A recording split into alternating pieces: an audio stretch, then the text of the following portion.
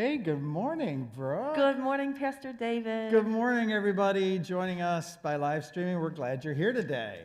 Wow, did you have to get up early? Yeah. You know, we go through this every year, we kind of moan and complain about springing forward. But in the fall, nobody complains about that extra hour. Nope. Nobody Nope. complains, not at all. But beautiful days. It's a beautiful day here in South Central Pennsylvania today. The sun is out. The birds are singing and active, and springtime is in the air. It is in the air. And we are blessed. We are blessed, absolutely.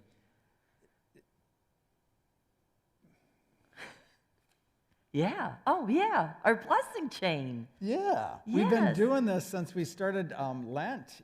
Well, not since, but the second week of Lent. Right. As part of our stewardship theme in our worship services, but we kind of started it here, this chain. Yeah. And so, So what's a blessing chain anyway? a blessing chain, every piece of paper is a blessing from that somebody experienced in our church. We started it with the people who were here, and then we've added blessings. If you are out there listening and have a blessing, just type it in that comment center and we'll add it. We have a blessing. I'll add that one right now because I put it on Facebook this week. And so one of our church members had a blessing for her job because she's closer to home and only has a 10-minute drive compared to like an hour drive. Oh, how cool is that? I That's a know. real blessing. That is. Wow. So I'm going to add that one. Well, I mean, who among us didn't feel like we were blessed this week with that really warm weather? Oh, yeah. I mean, that was awesome. And this is kind of a companion one. It said, I don't know about all of you kids, I hope you spent some time outside. I saw a lot of people outside. That was a blessing to me. After all winter, after the snowstorms, and the only time you saw people is when they're out shoveling, and it was wonderful to see so many people outside. And for me, I love to see the activity of children. Oh, I know. Riding their bikes and throwing the ball.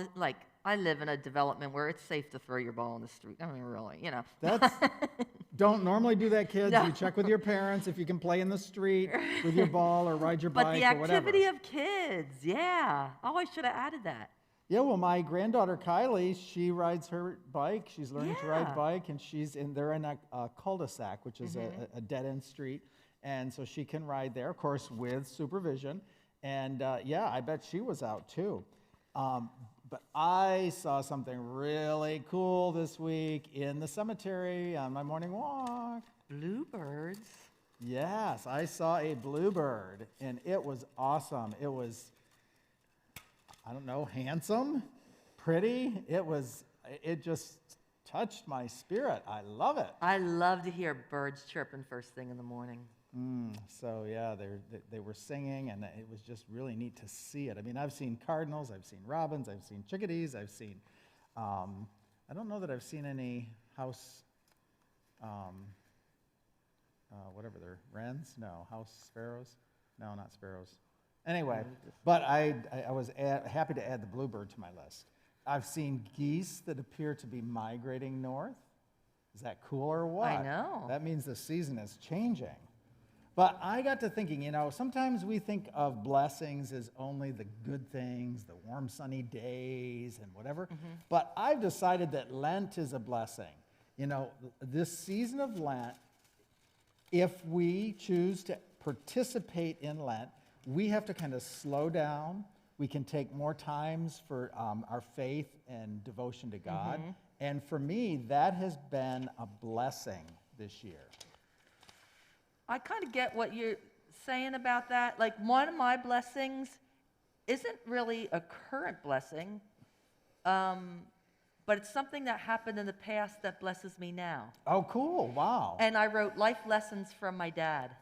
Oh, how cool is that? There's often things as adult that I think about talks my dad and I had, especially on the porch. We used to like to sit in the porch a lot. And just a lot of life lessons that come back and Neat. to memory and stuff like that. That is so cool. And this just happened last night. A phone call from Tristan. Oh, neat. Oh, Yeah. I love to talk to my kids. And it was one of those phone calls where it wasn't a quick thing, asking a question, or, you know, It was just to talk. just to talk. Oh, neat. Hey, kids, you know what? You can really make your parents' day by just saying, hi, Mom, hi, Dad, how are you today?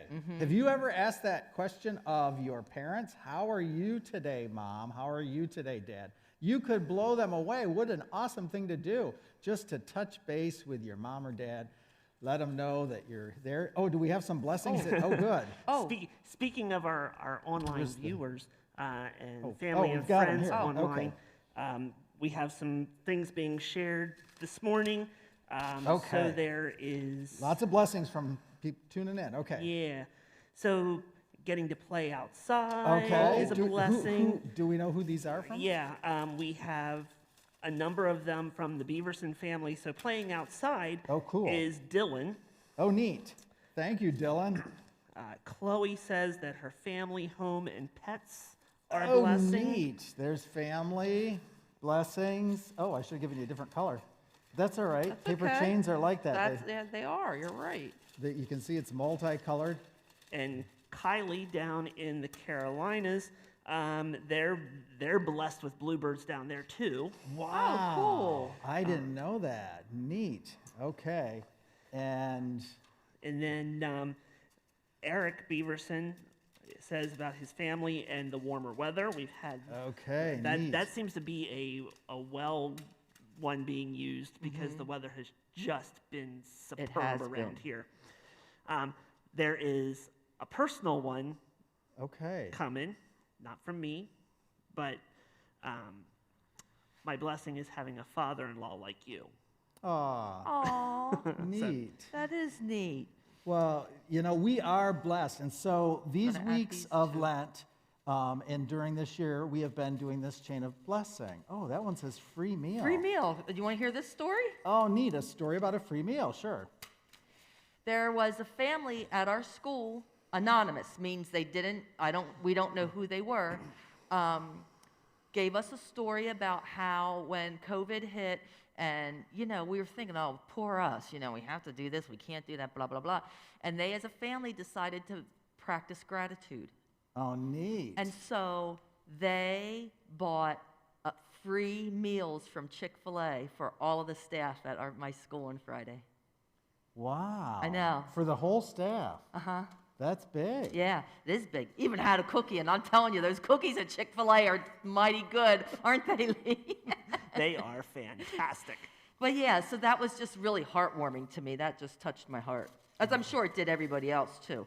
And then my last blessing is I'm scheduled for my vaccine. I'm going to get it today. Wow, that is awesome. You know, I'm so excited about that. I mean, that should be on our blessing chain that the vaccines are going to become more widely available. In fact, the president hopes that by May 1st, everybody can be vaccinated. So that would be a real blessing, because then it's not so much that we're going to give up wearing masks, but we can begin to congregate in larger groups. And that's something that we have really missed. And hug my kids. Wow, yeah. That's what I hug my kids. Yeah, wow, wow. So anyway, so blessings. But you know what? We every week we add something. And so today we're talking about something else.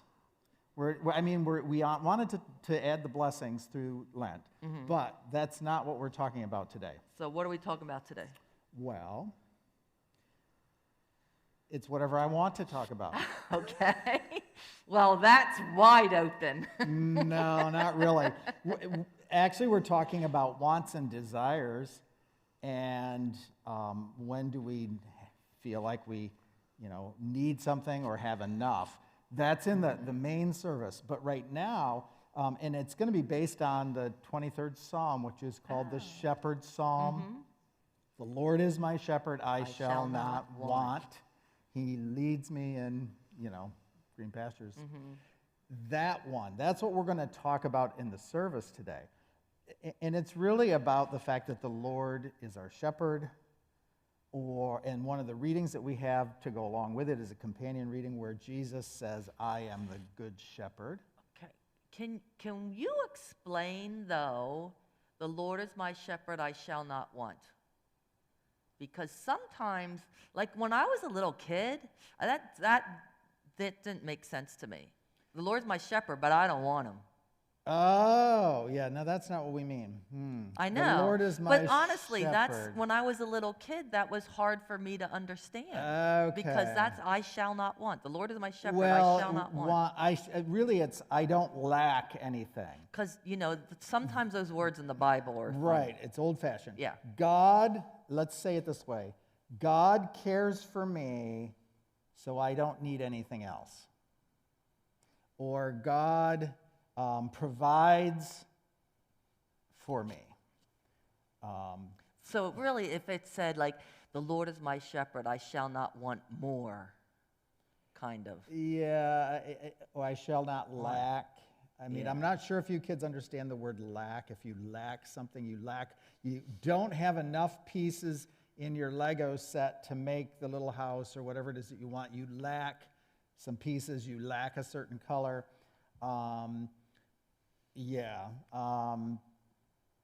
The Lord is my shepherd. But that's a concept that's really hard to wrap our heads around. But in our church, we have some images which help us, but it doesn't take us completely there. Because let's think about it, kids. How many of you are farmers? I mean, how many of our families in this church here at St. John's are farmers? That their full living is made in farming. I know we have one family that I know of that are farmers, the Grazers. And they particularly raise hay and remarket it, sell it to other farmers that need it. They have fields and fields and fields of hay and other grasses that they raise and harvest. I'm not sure what else they do. But we do not have a lot of families that farm, whether it's growing things or raising like sheep, pigs, goats, chickens. Farmers do that sort of thing. But in our church, we don't have a lot of farmers. In our society, the people that we know, we've moved a lot away from making our living from farming or the land. And so the image of the Good Shepherd is an image that it's hard to think about because we don't have sheep. Many of us, the only animals that we have to care for are dogs or cats. And so that's the very best that we can do. The Lord is the dog herder, the Lord is the cat keeper. That image doesn't really work. But a shepherd took care of sheep, and they would have a flock of sheep. They would raise the sheep for milk. They would raise the sheep for their wool, their furry coats. They would shear them, and they would raise them for their meat. So there were those three areas. But they didn't usually, how can I say this? They tried to keep their sheep for a long time because the milk and the wool would provide a source of income and living, give them warm clothes. They could make not only milk, usually the milk was made into cheese or things that would last longer because the milk itself wouldn't last long. So, there are just a lot of things like that. So back in that day, they had, one of the things they probably had to watch is keep the sheep safe. Well, yeah, because sheep are not really smart animals. Right. They need a lot of extra care. And so the shepherd needs to guide them. And so maybe some of you kids have heard of, there is a type of dog that watches over sheep. Actually, there's probably a couple that were specifically trained, geared, and then ultimately breeded to take care of sheep. And they literally are like moms and dads to the sheep. And they care for the sheep, they help the shepherd, and they help round the sheep up, they help direct the sheep where the shepherd wants them to go. But the shepherd also has other things. He has a rod or a staff that he or she, but usually shepherds were men, almost always. They would use the rod and the staff to kind of guide and lead their sheep from a place where there was grass to another place where there was good grass, because the sheep would keep eating and eating and eating, and they would eat the grass right down almost to the root. And so the shepherd that knows if he's going to provide best for his sheep, he has to move the sheep from one place to the next. And the other thing was seasonally, some places were better places for grazing. So they might take the sheep from the lowlands in the winter to the highlands in the summer, where when then the rains or the temperature had raised and the grass had grown. So they would move the sheep over the course of the year to the places where they would have the best table or tablelands. You provide for me a table. Ah. It's actually like the tablelands, the nice grassy lands where they feed. I mean, we think of table with food on it, and that it was the same thing. The shepherd would provide that. So the shepherd kind of cared for, guided, protected the sheep. And so when the Lord is our shepherd, the idea is that God cares for, protects, and guides us. That's kind of a big idea. That is kind of a big idea. It's kind of like our parents guide us, care for us, protect us, help feed us. So parents are a lot like a shepherd. And so if we think about the Lord is my shepherd, the Lord is like parents that are good parents, because I hate to say it, there are parents that are not good. They do not care for, protect, provide, or help feed their children. But parents, when they're doing their best job, that's what they do. They look out for their children. Kind of makes me think, too, I bet you a lot of our kids watching might have been in daycare, too.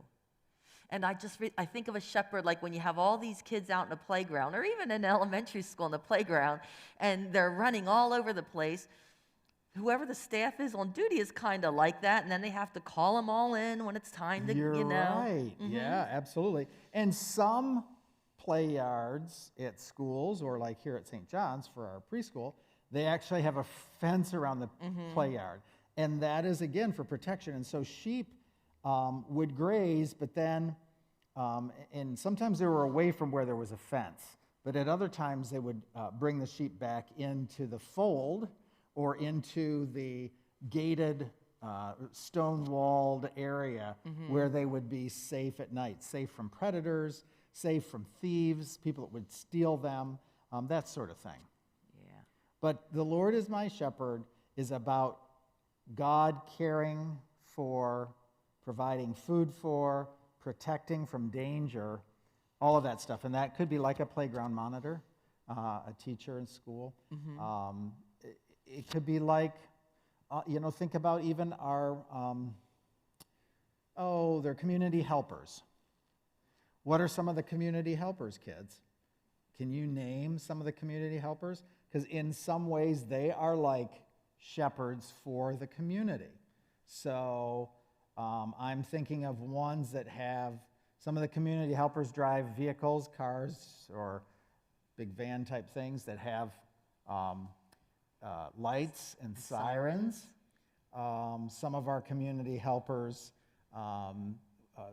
do things with medical kinds of things, with shots or pills, or examine.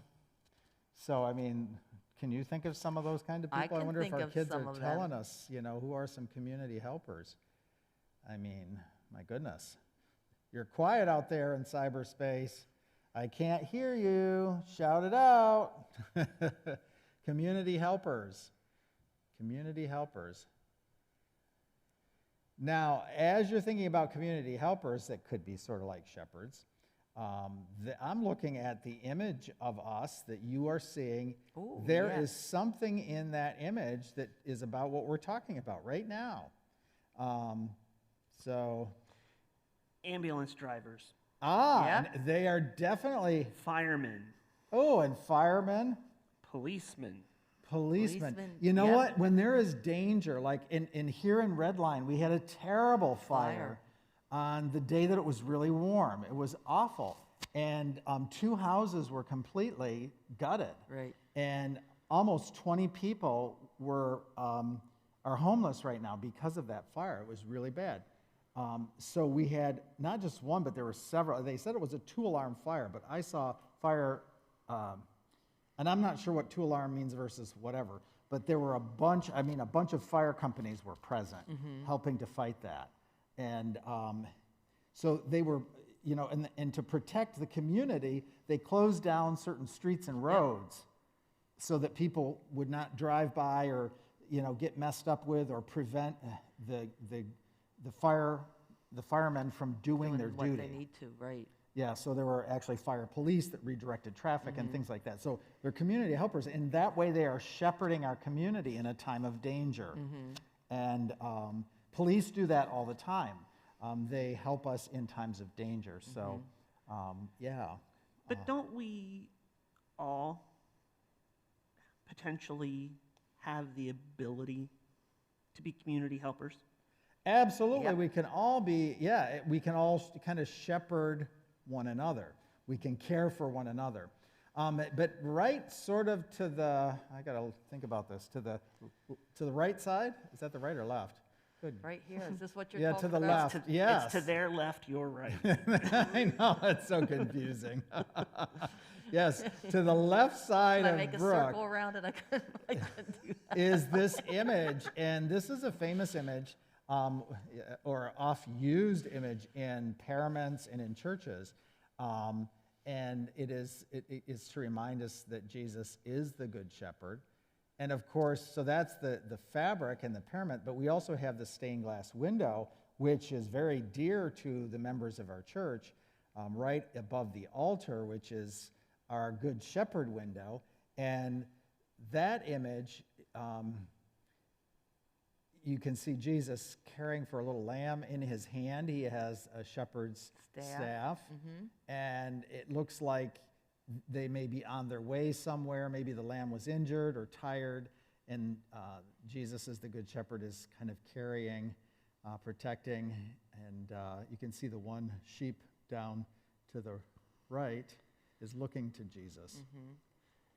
So, Sorry. no, that's right. Chloe says that Brooke and Pastor David are our helpers here. Oh, and there's Thank you, Chloe. absolutely, Yeah. That's the word pastor is very much related to the notion of a shepherd. So I'm supposed to be a shepherd, and Brooke too, along with me. We are helping to shepherd the congregation away from danger, to help feed, and in this case, not necessarily with food that we eat, although we do that at the time of communion. We take the bread and the cup, but normally we're feeding the members with Bible stories and with all of the things that we can learn about God and our Savior Jesus Christ and the Holy Spirit that gives us the power to live in the Christ life. So yeah, you're absolutely right. We are to shepherd the congregation. So when we think about the fact that God is our shepherd, we think about the many ways that we are cared for, for us it's a cause of joy. And it's worth looking at ways that people care for us, to know that in all of the people that are caring for us, God is at work. So God is at work through our firemen that protect us, through the police, through community helpers, ambulance drivers. God is at work through medical professionals that help us. God is at work through science and research, because they have developed these vaccines in record time, 2 different types of vaccines that they've come out with that can help with this coronavirus. There are a lot of people that devote their lives to the kinds of work that help care for us. And that's a really awesome thing. Yep. I mean, grocery store workers, they are helping care for us because they are stocking food on the shelves that we buy. I mean, people that work in restaurants, there's so many people that their lives and jobs are devoted to caring for others. And then when we think about that, that's what helps us to think about this notion that the Lord is my shepherd. The Lord cares for me, protects, and provides. Yeah. Well, you explain that a little better for people to understand, I think. Well, I hope so, but it's a big concept, kids, and we'll be talking about that a little bit more in our worship today. And And in a couple weeks. Yes, on the fourth Sunday of Easter, always, it's a Sunday that has a special name. It's called Good Shepherd Sunday. And every year, the 23rd Psalm is the psalm that is used, and then there are, John chapter 10 is broken up into 3 readings for the first, second, and third year of the lectionary, or the year A, B, and C.